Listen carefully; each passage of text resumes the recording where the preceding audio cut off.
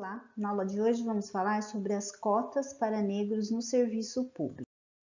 Antes de entrarmos nesse assunto específico, eu vou passar para vocês algumas definições para que vocês entendam como que surgiram essas cotas e como estão estruturadas.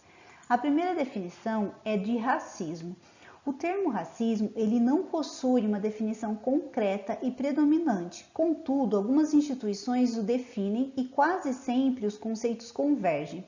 De acordo com o dicionário Michaelis, racismo é uma teoria ou crença que estabelece uma hierarquia entre as raças, ou seja, entre as etnias. É uma doutrina que fundamenta o direito de uma raça vista como pura e superior de dominar outras. É um preconceito exagerado contra pessoas pertencentes a uma raça ou etnia diferente, geralmente considerada inferior. Ou é uma atitude hostil em relação a certas categorias de indivíduos. Já de acordo com a Convenção Internacional sobre a Eliminação de Todas as Formas de Discriminação Racial, Tratado Internacional de Direitos Humanos adotados pela Assembleia das Nações Unidas, ela define discriminação racial como toda distinção, exclusão, restrição ou preferência baseada em raça, cor, descendência ou origem nacional ou étnica que tenha por objetivo ou resultado anular ou restringir o reconhecimento, gozo ou exercício em um mesmo plano, em igualdade de condição de direitos humanos e liberdades fundamentais nos campos político, econômico, social, cultural ou em qualquer outro campo da vida pública.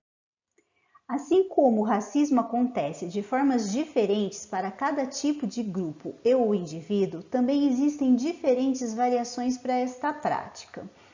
O racismo cultural é aquele que defende que uma cultura seja superior à outra.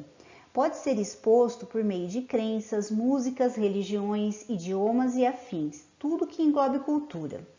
Já o racismo comunitarista, ele também é conhecido como preconceito contemporâneo. Esse tipo de racismo acredita que a raça não é biológica, e sim vinda de uma etnia ou cultura. Temos também o racismo ecológico ou racismo ambiental, que é praticado contra a natureza, afetando a comunidade e grupos. O racismo individual, que parte de atitudes, interesses e pensamentos pessoais, inclusive de estereótipos. O racismo institucional, que é praticado por instituições e comprovado por números, dados e estatísticas. Acontece em lugares que os negros são marginalizados em relação ao trabalho e educação.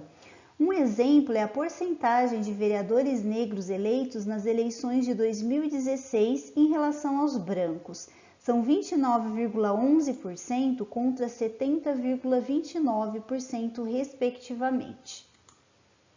O racismo primário, ele não conta com justificativas, ele acontece de forma mais psicológica e emocional. Já o racismo estrutural é manifestado por meio de ações, crenças e sistemas políticos. Ele está presente no trabalho, no acesso a direitos básicos, nos relacionamentos familiares e afetivos e nas práticas culturais, bem como na segurança, na economia e na política. Aqui podemos observar o mapa do Brasil e algumas informações. Apenas 29,9% dos cargos de gerência no Brasil são ocupados por negro. 3 entre cada 4 brasileiros que estão entre os 10% mais pobres do país são negros.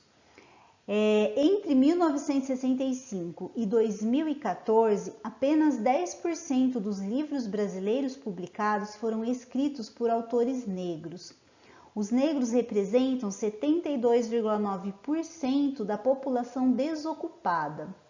A cada 100 pessoas assassinadas no Brasil, 75 são negras. Como é ser negro, então, no Brasil? Se o racismo é um sistema de opressão, é necessário existir um oprimido e um opressor, caracterizando uma relação de poder. Nesse caso, seria uma determinada etnia se considerar superior à outra. Por isso que quando nos deparamos com o termo racismo, a primeira coisa que vem em mente é o tipo de racismo cometido contra a população negra. Mas o que é ser negro de fato? Vamos fazer um comparativo entre o Brasil e os Estados Unidos. Primeiramente, é interessante elucidarmos alguns conceitos. No Brasil, o racismo ocorre baseado no fenótipo. Ser negro no Brasil é diferente de ser negro nos Estados Unidos, por exemplo. No Brasil, por mais que uma pessoa possua fisionomia, características da população negra, como lábios mais carnudos, nariz mais achatado, cabelo crespo ou cacheado e afins, se a cor da pele dela for branca, ela é considerada branca pelo senso comum, mesmo que um de seus progenitores seja negro. Contudo, se a mesma situação acontece nos Estados Unidos, você pode ser chamado de negro e, portanto, estar sujeito a sofrer racismo. Cada país teve um processo de colonização diferente. Também chamado de pigmentocracia, o termo colorismo foi criado em 1982 pela escritora Alice Walker. O colorismo ele acredita basicamente que quanto mais pigmentada a pele de uma pessoa, mais racismo ela irá sofrer. Usando aqui a classificação do IBGE, em que pretos e pardos se enquadram como negros, uma pessoa que se enquadra como parda irá sofrer menos racismo do que uma pessoa considerada preta. Veja bem, o racismo ele atinge todo o grupo étnico negro, porém de formas diferentes. No imaginário social, pardos nem sempre são considerados negros. Até as próprias pessoas possuem dificuldades de se encaixar socialmente em algum grupo étnico. Um dos motivos para esse fato é que o Brasil é um país com grande miscigenação. Miscigenação essa que foi imposta por fruto de estupros desde o período da escravidão, além de ter sido medida política no início do século XX. No final do século XIX, a população negra, que havia acabado de sair do período de escravidão, estava sem amparo social, muitos deles nas ruas. A elite começou a se preocupar sobre o que seria do país, afinal a imagem do negro na sociedade não era das melhores. Decidiram então abrir as portas do país para imigrantes europeus, na maioria italianos e alemães, na tentativa de embranquecer o país. Nisso surge a teoria do embranquecimento.